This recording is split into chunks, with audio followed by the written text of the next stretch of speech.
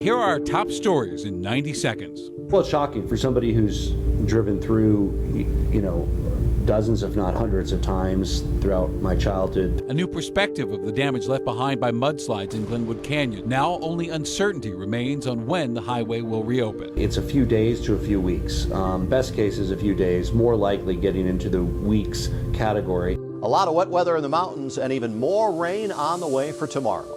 The city of Denver is taking a hard stance on vaccines for city employees. And, there might be some folks who may lose their jobs behind this. We recognize that. And those vaccine requirements stretch to child care workers and teachers. We have to keep our teachers and our staff safe, so we encourage vaccinations in that sense, but it's that piece of the mandatory component of it that is, it's troubling for so many. Plus preserving the cultural identity of a Colorado community. I never planned on staying here forever, but when my mother passed away, she said, try to keep it as long as you can. Now a new designation could keep their neighborhood's history alive for decades to come. It's the soul of the neighborhood. Lama has always been the soul. Good evening. Thank you very much for joining us for Denver7 News on Local 3. I'm Shannon Ogden. We're going to begin tonight with breaking news along I-70 in Clear Creek County. Westbound I-70 closed at Empire Junction because of a rock slide. You can see the backups here. This is our CDOT camera in that area. It looks very wet, you can tell out there. We have calls into CDOT right now to see how long this closure is going to last. And today, CDOT released this new video from a drone today showing the extensive damage to the canyon caused by the mudslide. This is Glenwood Canyon, and the threat for mudslides is not over. Let's bring in our chief meteorologist, Mike Nelson. Now, Mike, fortunately, no flood warnings right now for the canyon, but there is one right now in Larimer County.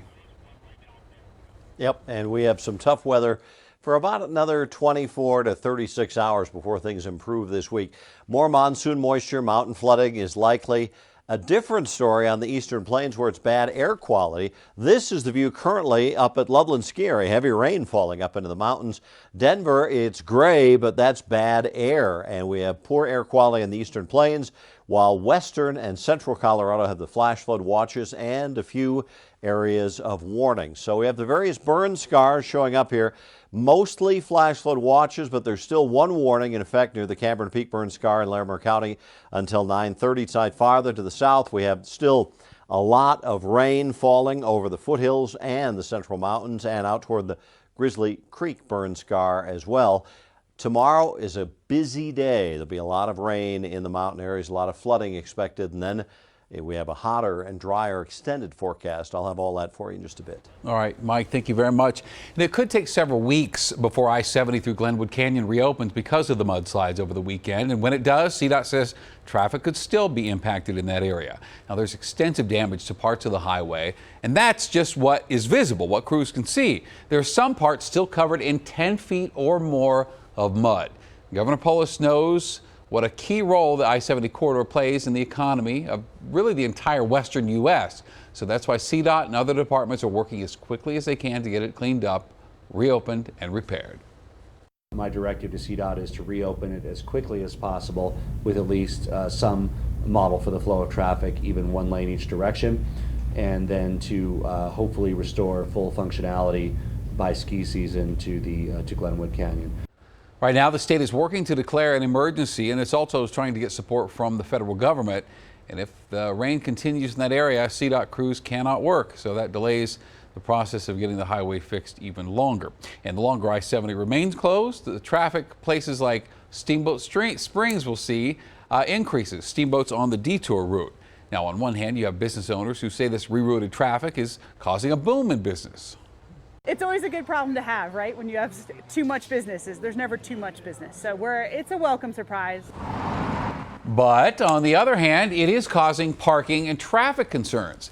Another business owner tells us he's seeing more crashes on Lincoln Street. That's the main street going through town there.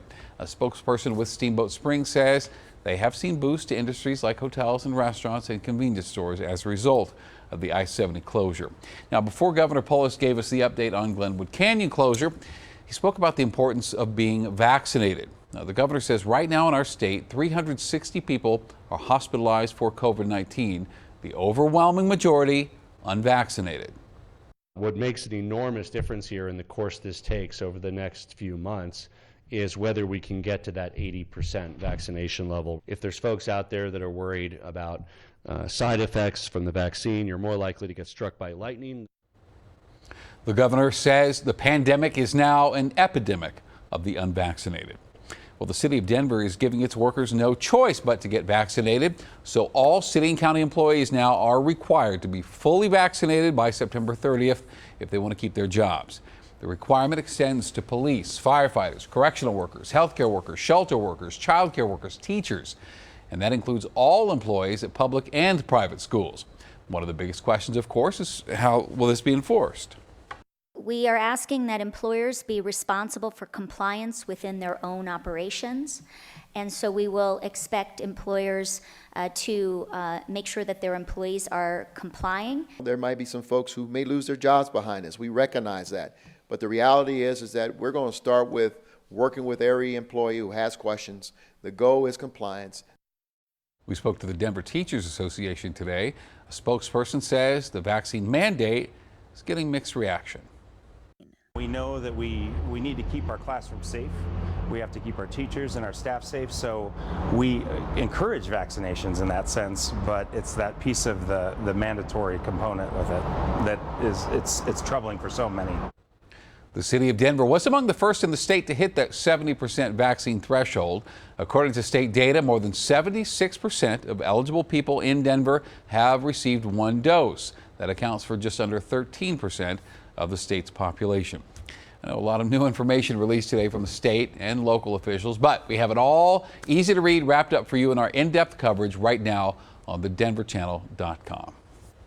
La Alma Lincoln Park could become Denver's newest historic district. Right now, Denver City Council is holding a public comment period before taking a final vote. And Denver7's Ivan Rodriguez spoke with people who live in that community and pushed for this designation. He also takes a look at what it's going to mean for the future.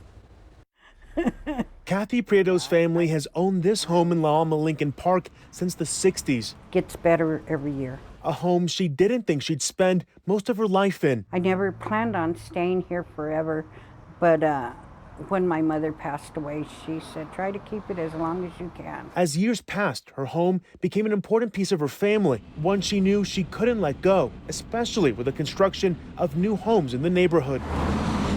I was getting cards every day, every single day, people wanting to buy my house. She decided to join a group of residents fighting to make La Alma Lincoln Park a historic cultural district, a district to pay tribute to Denver's Chicano movement and preserve its history.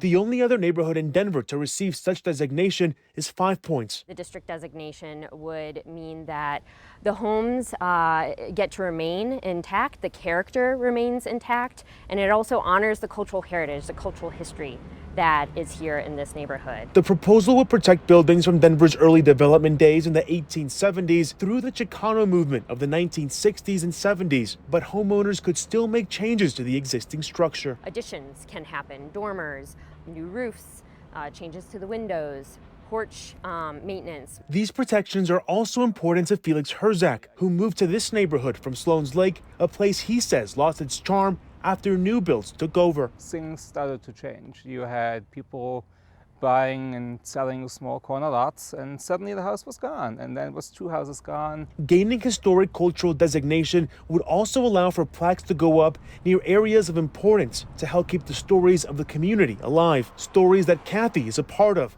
stories that won't disappear for decades to come. It's the soul of the neighborhood. La Alma has always been the soul. Ivan Rodriguez, Denver7. Organizers behind the designation say this then could open the door for other cultural districts to do the same thing. All new tonight at 8 o'clock, Xcel Energy hopes to have gas restored for most of the people impacted in Denver's Elyria-Swansea neighborhood. Last week, a water line damaged the infrastructure there and left residents without gas. Xcel says work to restore the lines has just taken longer than expected. Most customers will have gas, they say, by tonight. Xcel asks that you call them or call 911 immediately if you smell that rotten egg smell inside your home. You can see they've eradicated the neighborhood. They've eradicated it. Metro University wants to expand student housing, but it could come at the cost of those already living in that community. I'm worried about the integrity of the neighborhood. I'm worried about losing my home. With nowhere else to turn, these residents contacted Denver7 for help. So a pretty active radar in the mountains and foothills, and even more rain on the way for tomorrow. Plus, ending the stigma surrounding suicide. If we can curb the suicide rate in the military, think about the lasting effects, and that will eventually help in the veteran realm. We'll look at the new virtual training that's saving lives.